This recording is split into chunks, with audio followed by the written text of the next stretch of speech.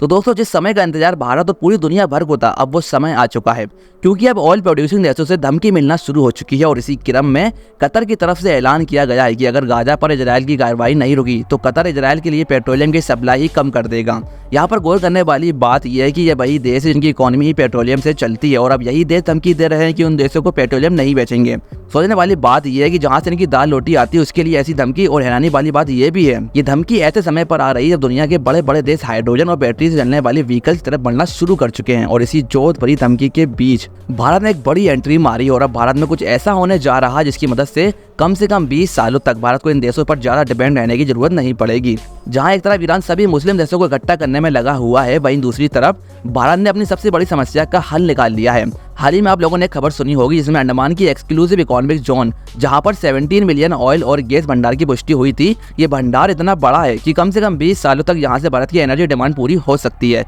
लेकिन बात सिर्फ यही नहीं है, अगर पेट्रोलियम के अलावा हाइड्रोजन और बैटरी पावर व्हीकल्स का भी एक बड़े लेवल पर इस्तेमाल होना शुरू हो जाए तो भारत को आने वाले 90 से 100 सालों तक पेट्रोलियम इंपोर्ट करने की जरूरत ही नहीं पड़ेगी, क्योंकि ऑटोमोबाइल के अलावा पेट्रोलियम की जरूरत केमिकल को प्रोड्यूस करने में पड़ती है। और जितना बड़ा भंडार अंडमान के इस जोन में मिला है उससे कई सालों तक भारत की केमिकल इंडस्ट्री को दूसरे देशों पर डिपेंड नहीं होना पड़ेगा। और सबसे खास बात यह है कि अंडमान में ऑयल की ड्रिलिंग आने वाले साल यानी कि 2024 से शुरू हो जाएगी, और इसकी जिम्मेदारी जिसको दी गई है वो है ऑयल इंडिया लिमिटेड, जो केवल 2 ब्लॉक्स में ही ऑयल की ड्रिलिंग करने वाली है। पर सबसे बड़ी बात यह है कि सरकार की तरफ से कुल 26 ऐसे ऑयल ब्लॉक्स ऑफर किए गए थे जहां पर ड्रिलिंग होनी है। तो आप सोच सकते हैं कि 26 में से यदि 10 से 12 ब्लॉक्स में भी क्रूड ऑयल मिल गया तो भारत की पेट्रोलियम इंपोर्ट की समस्या हमेशा के लिए ही खत्म हो जाएगी। यदि हम वर्तमान की बात करें तो वर्तमान में भारत 85% से ज्यादा की डिमांड को इंपोर्ट के जरिए पूरा करता है, और आज ऑयल प्रोड्यूस करने वाले देशों की मनमानी के कारण सरकार ने ऑयल एक्सप्लोरेशन को काफी तेज कर दिया है। और ये सब इसलिए किया गया है क्योंकि भारत की जो कोस्ट लाइन है उसके पास क्रूड ऑयल के काफी बड़े भंडार होने के संकेत मिले हैं, जो हमारी केमिकल इंडस्ट्रीज के लिए काफी अच्छी खबर है।